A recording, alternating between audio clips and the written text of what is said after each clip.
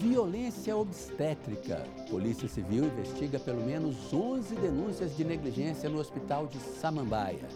Ligações indesejadas. Já está no ar a plataforma que permite ao consumidor bloquear empresas de telemarketing.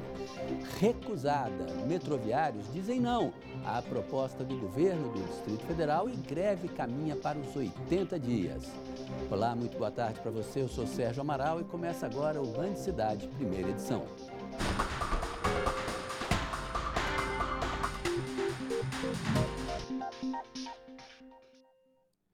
E a gente começa o Band Cidade dessa terça-feira com mais uma história de problemas na saúde pública. A Polícia Civil investiga pelo menos 11 casos de negligência médica e violência obstétrica no Hospital Regional de Samambaia. A direção do hospital confirma que recebeu as denúncias e a Secretaria de Saúde disse que não vai se manifestar até a apuração dos fatos. Maristela está prestes a ganhar bebê. Neste momento tão importante e delicado, a técnica de enfermagem diz que o que mais ouve da gestante são reclamações nos atendimentos nos hospitais. O que eu ouço falar é que sempre acontece nos hospitais públicos, né? Saúde no DF é das mais precárias, né? E as reclamações viraram caso de polícia. Pelo menos 11 situações de possível negligência ou violência obstétrica no Hospital de Samambaia estão sendo investigadas. Dentro desses casos, me chamou a atenção de um procedimento realizado que, segundo a vítima, teria causado a fratura da clavícula de um bebê. Um outro caso que me chamou a atenção é envolvendo uma avaliação de uma médica que declarou a criança morta sem fazer nenhum tipo de exame. E horas depois, essa mesma criança nasceu viva e morreu em decorrência da demora na realização do parto. E num outro caso também em que a vítima teve um aborto espontâneo, procurou a unidade de saúde para poder fazer a curetagem e esqueceram gases cirúrgicos no interior da paciente. Pelo menos 8 médicos estão sendo investigados pela polícia, sendo que 4 deles foram citados em mais de um caso de negligência e violência obstétrica no Hospital Regional de Samambaia. As primeiras denúncias foram feitas em setembro do ano passado. Este ano, 8 mulheres procuraram a delegacia para registrar os casos. É preciso dizer que todos os casos foram iniciados por conta da versão da vítima e as nossas apurações é para ver se há correspondência entre o que elas alegam e os fatos reais. Então, em algum desses que houve morte dos bebês, é preciso que tenhamos respostas dos laudos periciais e também das versões das equipes médicas envolvidas. Em nota, a direção do Hospital de Samambaia afirmou que está tomando as devidas providências e que um processo sigiloso foi aberto para apurar o caso. Economia. Tomou posse hoje o novo presidente do BNDES, Gustavo Montesano. Na última sexta-feira, ele anunciou os novos diretores do banco. Também nesta terça, o presidente Jair Bolsonaro fez mais uma reunião do Conselho Ministerial e voltou a falar sobre a indicação do filho para a Embaixada dos Estados Unidos. Quem fala sobre todos esses assuntos é a Renata Dourado, que já está chegando aqui com a gente. Boa tarde, Renata. Manhã cheia, né? Pois é, Sérgio. Muito boa tarde para você, para todos que estão aí nos acompanhando. Essa indicação aí do filho do presidente está rendendo, né?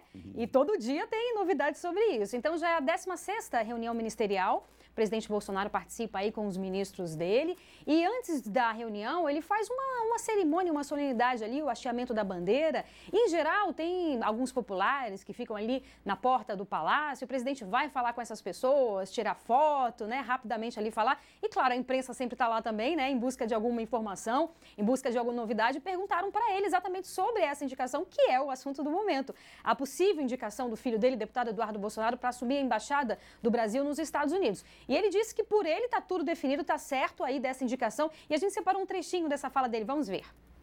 Eduardo, quando que ele vai ser indicado? Eu sei, mas como que ele vai ser indicado? Fala inglês, fala espanhol. Mas já tem uma data para indicá-lo? Tem uma vivência internacional muito grande. O senhor bateu o martelo? E frita hambúrguer também, tá legal? Valeu? Mas o senhor bateu o martelo, presidente? Tá decidido que vai ser ele, presidente.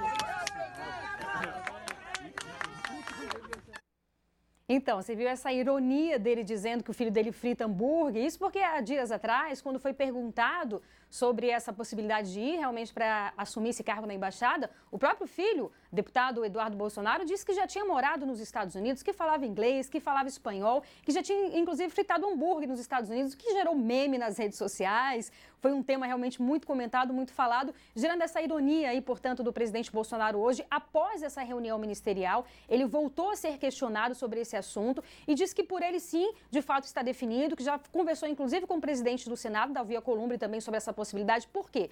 Porque é uma indicação do presidente, mas tem que passar primeiro por uma sessão, por uma reunião, uma comissão lá de relações exteriores do Senado e depois tem que passar também pelo plenário do Senado. E ele falou que não é nepotismo, que o filho dele tem capacitação para assumir esse cargo. Disse também que se o Eduardo Bolsonaro de fato for para lá, vai ter um trâmite melhor de negociações até entre os Estados Unidos e o Brasil. Falou também que se ele fosse mau caráter, isso se referindo a ele mesmo, o presidente Bolsonaro, ele teria indicado o filho para assumir um ministério e não a embaixada dos Estados Unidos, que segundo ele, indo para lá, o filho dele tem mais a perder do que ficando aqui, já que ele é deputado federal. Então a gente vai acompanhar aí toda essa tramitação, Sérgio, mas ele disse que sim, que por ele já está tudo certo, que o filho dele de fato vai ser indicado para assumir essa embaixada sim.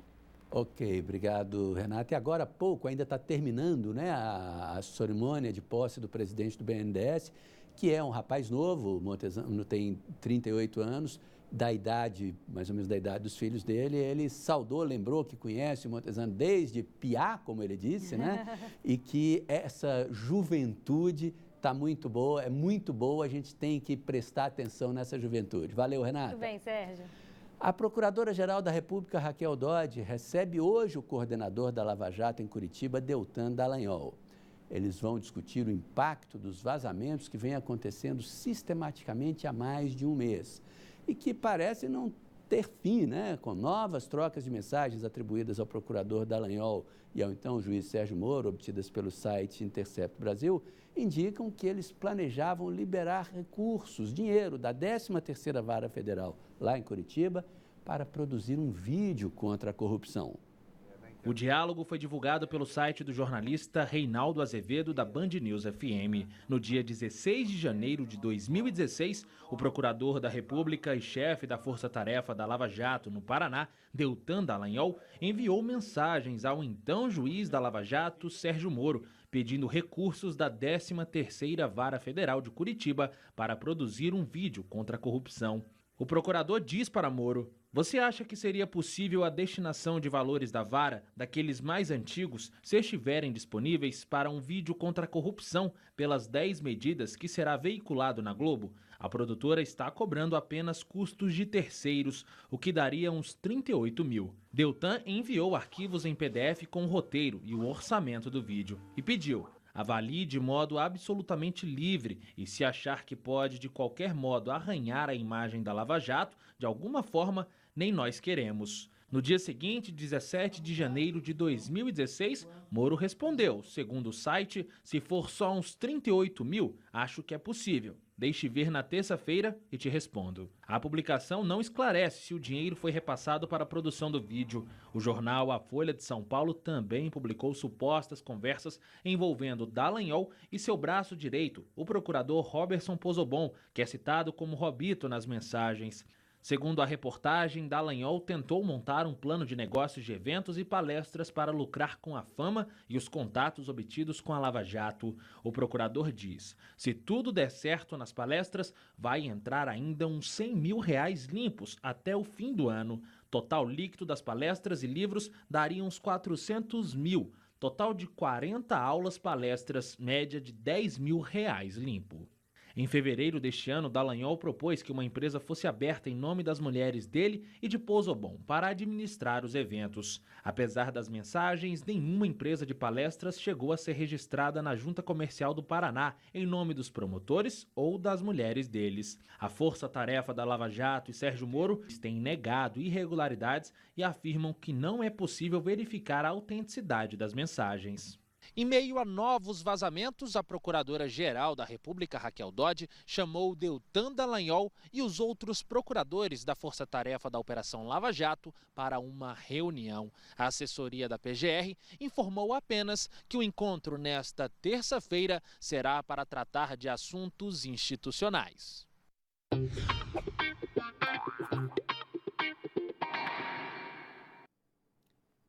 Estamos na Semana Internacional do Homem. O nosso dia foi ontem, né? 15 de julho. A ideia é lembrar ao público masculino o quanto é importante manter o check-up em dia. Com saúde, gente, não se brinca mesmo, né? E entre as doenças mais comuns estão as causadas pelo cigarro, as pedras nos rins e, claro, o câncer de próstata. Por isso, nós vamos conversar agora aqui no quadro Consulte, doutor, com o urologista Rafael Buta. Boa tarde, muito obrigado por atender o nosso convite aqui.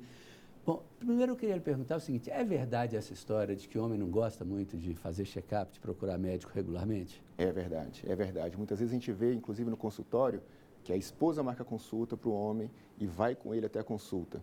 E quando você pergunta, boa tarde, seu fulano, o que o senhor veio fazer aqui? Ele olha para a esposa. Diz aí, meu bem, fala. Como se fosse uma criancinha, que não soubesse.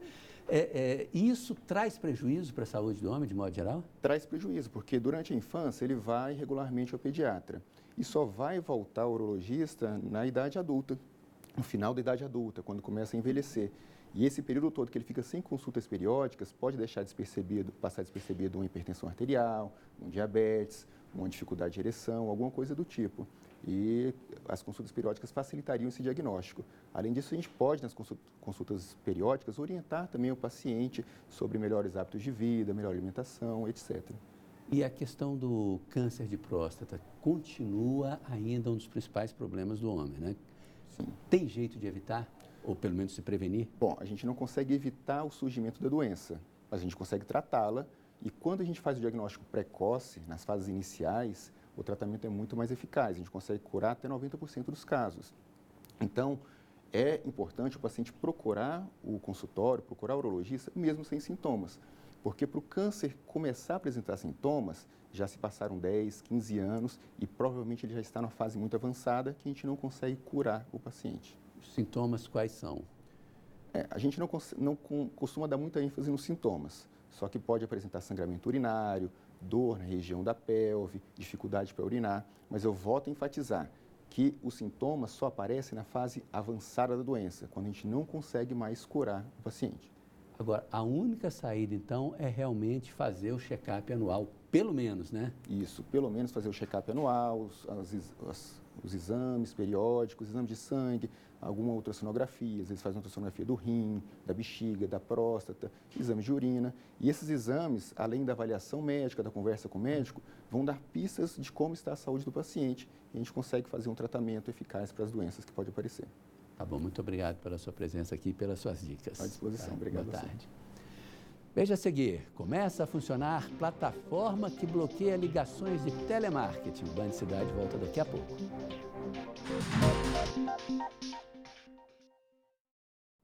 Olha a notícia boa aí, gente. Quem não quiser mais receber aquelas ligações chatas, incômodas, indesejadas de telemarketing, agora pode pedir o bloqueio pela internet. A gente volta a falar ao vivo com Renata Dourado. Até que enfim, né, Renata? Não é? Você já recebeu muitas dessas ligações, Sérgio? Nossa, quantas vezes por dia, quase todo dia. Não é? Tira a paciência de qualquer um, até dos mais pacientes, a gente até respeita quem está trabalhando ali, mas é dureza, é né? demais, é demais. Dureza. Pois é, então olha só, realmente tira a paciência de várias pessoas, né? Então, a partir de agora, já está disponibilizada essa plataforma. A pessoa que não quiser mais receber essas ligações, pode entrar no site e fazer o cadastro. O nome é bem sugestivo, é nãomeperturbe.com.br, está aí na tela, vai lá, faz o cadastro. A partir de feito esse cadastro, essas empresas têm até um prazo de 30 dias para não mais perturbar, não mais ligar. E aí, em caso de descumprimento, a multa pode chegar até 50 milhões de reais. Então, a gente está falando de algo que realmente tira aí a paciência de qualquer pessoa. No entanto, Sérgio, esse serviço, como é uma determinação da Anatel, ele vale para serviços de telefonia, telefone fixo, celular, TV a cabo. Não vale, por exemplo, para bancos. Tem muitas pessoas também que recebem ofertas de bancos ali, cartões, de seguradoras. Isso não vale. Vale só para esses serviços de telefonia. Mas é uma chateação que vem aumentando. Para você ter uma ideia, nesse primeiro semestre, a Anatel aí recebeu algo em torno de 90 reclamações por dia no primeiro semestre. o que significa algo em torno de 22% a mais do que todo o decorrer do ano passado. Então, agora a pessoa já tem esse instrumento muito importante. Repetindo o site, www.nãomeperturbe.com.br. Vai lá, faz o seu cadastro e aí, se você continuar recebendo depois do prazo de 30 dias, pode ir ao PROCON e aí realmente ir até o judiciário, se for o caso. Porque, como a gente disse, essas empresas podem pagar multas de até 50 milhões de reais, Sérgio Amaral. É dureza, né? Pior é quando a gente já é cliente de uma empresa e ela continua ligando para oferecer serviço. É demais, terrível. Haja. O transtorno continua. Notícia boa ali, notícia ruim aqui, né? Metroviários recusaram a proposta feita pelo GDF para acabar com a greve, que já dura 76 dias. A categoria se reuniu na noite desta segunda-feira, em frente à estação Águas Claras. E com 285 votos, os metroviários decidiram permanecer em greve. A paralisação completou 76 dias e já se tornou a mais longa da categoria no Distrito Federal. Durante pouco mais de 2 meses de reivindicação, o metrô acumulou prejuízos de R$ 8.800.000. Segundo a empresa, 1.700.000 usuários deixaram de ser transportados. Desde o início da greve, o metrô funciona em horário reduzido, com 18 dos 24 trens circulando em horário de pico. Veja estes vídeeos feitos hoje pela manhã. Eles mostram um vagão lotado de passageiros e a estação da rodoviária cheia. O Sindimetrô reivindica o cumprimento das sentenças judiciais que determinam o reajuste dos salários no mesmo índice que a inflação. Eles também pedem a manutenção do acordo coletivo firmado em 2017. Já o metrô oferece aumento no valor do auxílio alimentação e no ressarcimento do plano de saúde, além da incorporação da carga horária de 6 horas ao contrato de trabalho dos pilotos. E daqui a pouco, às 2 horas da tarde, o Tribunal Regional do Trabalho vai julgar o dissídio coletivo da categoria. Serão colocadas em pauta as alegações e os recursos apresentados pelo metrô e pelo Sindicato dos Metroviários. Os representantes da categoria informaram que vão aguardar o julgamento e não descartam a convocação de uma nova assembleia assim que a audiência terminar para debaterem pontos, conforme a sentença de logo mais. Agora você vai ver a mania do momento, um aplicativo que envelhece as pessoas, virou febre nas redes sociais. Vários famosos entraram na brincadeira. Um filtro do aplicativo é capaz de mostrar como você ficará daqui a alguns anos. Muitas celebridades passaram pela transformação. O sertanejo Luan Santana comentou: "Vou ser o meu pai". Wesley Safadão também achou que vai ficar parecido com o pai, só que sem barriga. Os sertanejos Jorge e Mateus aprovaram o resultado. E essa dupla em 2050? Outros famosos preferiram não se arriscar, mas como a internet não perdoa, os próprios fãs trataram de prever como eles devem ficar. Foi o caso dos astros do futebol. Eu não vou mudar muito não, porque já estou mais para lá que para cá, né? Bom, e agora eu vou chamar de novo a Renata Dourado, que tem mais um recado importante para você. Se liga nessa dica, é sucesso que fala, né? Ou é futuro que fala? Já percebeu que as redes sociais têm uma linguagem própria? Pois é, o mundo muda e se a gente não evoluir junto, fica para trás. Por isso, o Uniceplac, que era Faciplac e evoluiu para Centro Universitário com nota máxima no MEC, está com inscrições abertas para 25 cursos como Radiologia, Sistemas de Informação, Design de Interiores, Engenharia de Produção, Engenharia de Software e muitos outros. O Uniceplac tem uma das estruturas mais tops do Centro-Oeste, com 53 laboratórios, equipamentos de última geração e seus professores são altamente qualificados e em constante aprimoramento. Ingresse pelo vestibular agendado ou com sua nota do Enem. O importante é se atualizar como o Uniceplac, que tem mais de 32 anos de tradição e está em constante evolução. Inscreva-se uniceplac.edu.br ou ligue para 61 3035 3932. Então, hashtag Fica a Dica, evolua com o Uniceplac e se conecte agora com o seu futuro. Você vai ver depois do intervalo que álcool vira um problema entre os jovens e as meninas estão no topo dessa triste estatística. O Band Cidade volta já já. Essa não dá para comemorar de jeito nenhum. Uma nova pesquisa sobre o consumo de álcool entre jovens revela que as meninas estão bebendo mais que os meninos.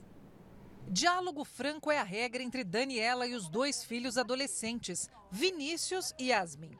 A garota de 14 anos admite que já experimentou bebida alcoólica. Minha bisavó, que ela me deu um pouco assim para experimentar e eu não gostei muito não. Já Vinícius, de 13, resistiu ao convite, mas conta que a pressão dos colegas é grande. Eles acham legal.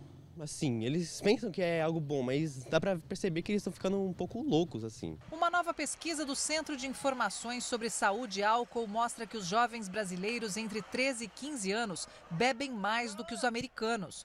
O consumo de bebida alcoólica pelos adolescentes de ambos os sexos nos Estados Unidos não ultrapassa 10%, de acordo com o Departamento de Saúde e Serviços Humanos dos Estados Unidos. O estudo traz um dado inédito: as garotas estão bebendo mais do que os rapazes. Pouco mais de 25% das adolescentes entre 13 e 15 anos admitiram beber pelo menos uma dose por mês. Já o índice dos meninos nesta mesma faixa etária é de 22,5%. Há 10 anos era o contrário. O índice entre as meninas era de 22% e o dos meninos, 28%. As meninas muitas vezes têm menos enzimas que metabolizam o álcool no fígado, muitas vezes com uma área corpórea das meninas, um peso e altura, menor do que os meninos. O levantamento faz também um alerta para o fato de os jovens muitas vezes consumirem grandes quantidades de bebida alcoólica em um curto período de tempo, o que aumenta o risco de situações como violência, acidentes de trânsito, entre outros. O jovem ele acaba usando álcool mais cedo do que devia. Pode ser que ele goste desse uso e ele tenha um risco maior para ter um quadro de dependência mais cedo. Segundo, o jovem que bebe a mais, não deve beber nada, começa a beber, bebe a mais, abre uma porta para ele começar a usar drogas ilícitas. O álcool ele entra nessa fase especialmente como algo negativo, por isso que qualquer consumo de álcool, é inaceitável pelos adolescentes e pelos indivíduos menores de idade. No fim de junho, a cidade de São Paulo lançou a campanha Bebida Alcoólica Quanto Mais Cedo, Pior, para conscientizar os jovens e também os pais sobre os perigos do consumo de álcool na adolescência. Nunca é demais lembrar que você tem um canal direto com a gente pelo WhatsApp. Anote aí, o nosso número é o 999769204. Mande um vídeo para cá que ele vira uma reportagem, tá bom? Band Cidade, primeira edição, fica por aqui. Vem chegando agora os donos da bola. A gente volta a se encontrar amanhã ao 12:30. Tchau.